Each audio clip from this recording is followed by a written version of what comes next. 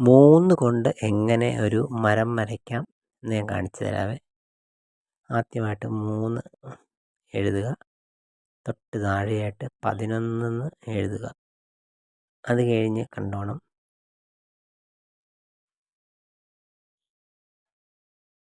കണ്ടോ, ഇത്ര സിമ്പിളായിട്ട് ഒരു മരം വരയ്ക്കാൻ നമുക്ക് പറ്റും.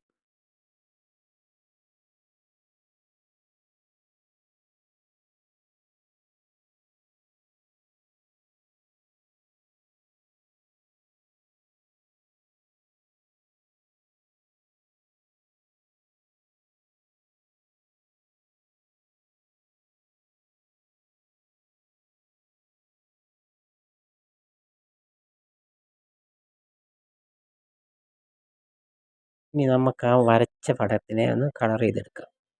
ആദ്യം ലൈറ്റ് പച്ച അടിക്കുക, പിന്നെ താഴ്ഭാഗത്തോട്ടൊക്കെ ഇച്ചിരി ഡാർക്ക് അടിക്കുക.